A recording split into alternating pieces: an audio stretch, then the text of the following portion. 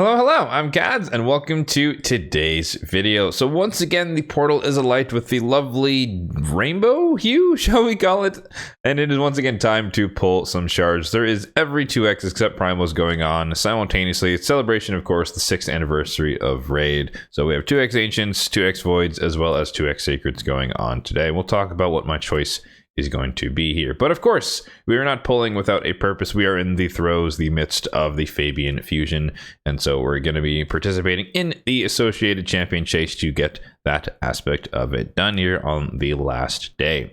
Now, as you can see here, once it loads, I haven't done anything yet, and we're waiting. We're going to fuse 3 of the epics together, and that's going to be worth about 1,050 points if I did my math correctly. And the milestone that we have to achieve is 3,500. Now, this could be, you could look at this as being, relatively high, and it is, in fairness. It's on the higher side of things, 3,500, but you could also account for the fact that you're getting basically free. If you were strategic, I should say, you could get 1,000 off of this, meaning that it's practically speaking down at 2,500 in terms of what you'd have to invest, or what you could have to invest in terms of shards. And I guess the benefit here is that you get to pick which shard type you want to use. In my case, spoiler alert, we will be using ancient shards just to make the most sense for me in my particular situation. But it could be sacred, it could be voids. I think a lot of more endgame people who are more interested in chasing some void legendaries might be more keen to pull their voids. But I don't think sacreds are going to be the optimal choice regardless for this situation. Now, in my specific situation here, we are probably just going to try and go all the way out here to 4,500 because I do have an abundance of shards. So I will try to secure myself at least one of the legendary tome. 7,500 is a bit on the steeper side, and I just don't really need to go out that far, but it would be nice, I guess, if in a vacuum per se. So let's hop over to the portal and take a look at the overall shard count, as we kind of peeped it a little bit earlier, but 683 on the ancients, 239 on the voids, 32 on the primals, and then 67 on the sacreds. But of course, we'll be diving into the ancients for today. Now let me pop up the mercy tracker on the screen, which will be linked in the description box down below if you'd like a copy of this for yourself. And let me expound a little bit on why I chose ancient shards in this particular situation. So typically, I like to be strategic, you guys know, with my shard pulls, and we're trying to play a little bit around mercy here, but also kind of play around the expectation of any future potential POGO events. And so ancient shards kind of stood out to me as we're kind of in the middle. This is how many, or I guess I pulled 100 during one of the heroes paths or something in the recent days. There was a summon rush aspect of it, and it just to offset the cost of things, I pulled 100 ancients. Nothing happened, of course. We didn't get a legendary, and so we're just kind of in the middle of the road here when it comes to that. So pulling 60, 70 ish, whatever it's going to take today's ancients, puts us a lot closer to mercy if we do get unlucky, or if we do get a legendary, reset mercy, cool, we walk away with a legendary. But the idea here being that it's a win-win no matter what. We either get a legendary today in our session, or we get really close to mercy, which makes it really easy to hit it, or to hit mercy next time during an ancient pogo if that happens to be in the pipeline in the next month or so, which is, I suspect, quite likely. It could be wrong, but it seems to be a somewhat regular pattern when it comes to these POGO events, and they do seem to alternate between the ancients and the sacreds. So that kind of won out over any other logic I could have used, and so that is why we're going with ancient shards in this particular instance. If I do happen to get a legendary, the top 3 from my legendary wish list non-void would be a Poison Exploder, Xavier, Elena Rill, Molly Tankard, and then Elva Onboard would be number 3. But of course, I do expect to get a decent, hopefully expect to get a decent amount of epics along the way, so any and all duplicate epics for empowerment will be helpful. However, in this particular instance, if I happen to get one of the fusion rares, it's not a void rare finally, for a change. And so if we happen to get one of the fusion rares, then I could skip one of these last events here. As we'll see when we fuse the fusion epics, we're pretty darn close. But if I get to skip like the last dungeon divers or something, that would be nice. I get to save some energy, some silver, or some energy and some gems from spending it on that. And I guess that is the perfect segue to just hop over here to do the first part of this champion chase in terms of points. So we're going to secure ourselves 3 of the fusion epics. So they are void epics, which is nice because they are worth 350 points a pop, which should result in just over 1,000 points in terms of the champion chase, which is fantastic. It's always nice when you have the opportunity to do this. And it's also nice when the end of the fusion happens, at least in my opinion, at least for a traditional fusion, I should say. But when the end of the fusion happens to coincide with a champion training event, it is nice because you get to spend your energy on champion training and leveling up all of the fusion champions, which you need to do regardless. So in the cases where the fusion happens to end and there's no champion training, then I just go straight to the tavern because there's no reward for doing it through energy, and I just end up using brews and whatnot to kind of power level the champions for the sake of the fusion, just because again there's no credit. But yeah, here we go.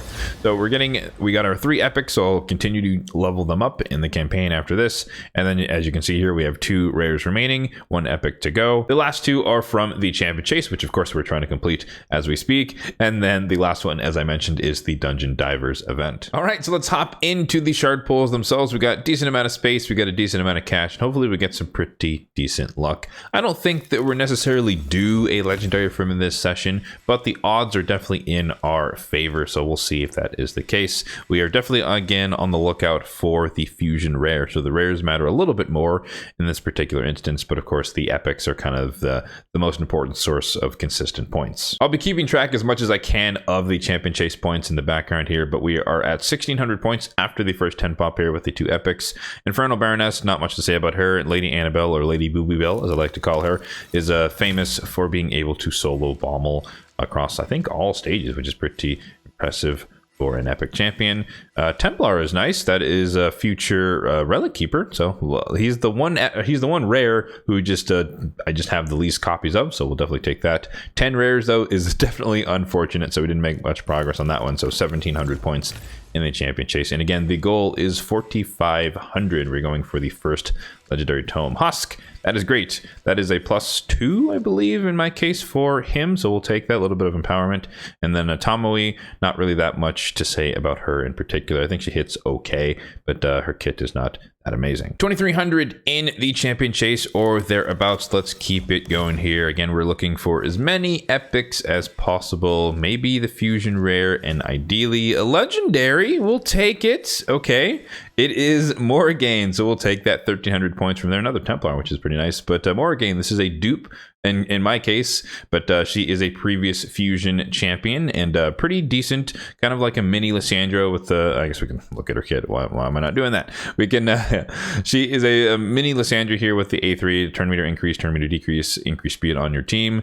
She can steal a buff from one target, but place a true fear on all enemies for 1 turn, but also decrease accuracy if it's a boss instead, because of course you can't fear most bosses in the game, and then decrease speed on the A1. So she's pretty decent, or I guess no, she's more than decent. She's extremely powerful for Amias, one of the best champions for that fight, although I think she's only applicable in like 1 of the 5 rotations. But nonetheless, she has passive, irremovable heal reduction, which is, it makes the Amias a cakewalk. You can bring in any form of DPS. You can let him do a lot more things throughout his cycling, just because as long as she takes a turn, even if she's CC'd, she will place heal reduction on him for 2 turns, and it cannot be removed. So he cannot cleanse it, he cannot swap it into heals and whatnot, so it makes that fight ridiculously easy if you do have her, provided she has enough accuracy. So condition 1 was met. We did happen to get lucky here and get 1 legendary from this, which means there is no chance of us participating in the next ancient Pogo, which, you know, again, that was possible. So this is the end result. As far as the other epics are concerned, Yaga is absolutely terrible. Grizzled Jarl, somewhat underwhelming, but he does have block debuffs in his kit, decrease attack.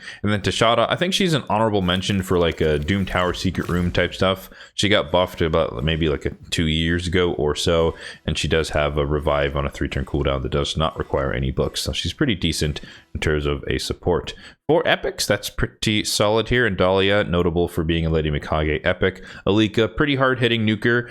She also has the lockout ability, kind of like Alice. I think Alice does it a bit better, just the synergy with her passive and whatnot, and just her kit's a little bit better overall. But Alika is, you know, kind of the epic version of Alice, if you want to think of her that way. Sanguinia, definitely an underrated champion. She's really good support for a lot of things. Nether Spider comes to mind. You know, Curse City type stages, she's a good cleanser. Block debuffs as well as continuous heals. And then Neldor is a very, very solid Fire Knight hard champion. Depending on who you have, you may not have a Nooch, you might not have a Cryodan, and Neldor is a really, really good freeze with the A1 triple hit or freeze, as well as his passive that can make him use the A1 when someone else places freezes. So if my math is correct, we should be at 4,600. Let me double check in the champion chase itself. I believe we have secured legendary tome number 1, and of course we also secured the epic. Yes, that is correct. So I think it should be somewhere around 47. Close enough.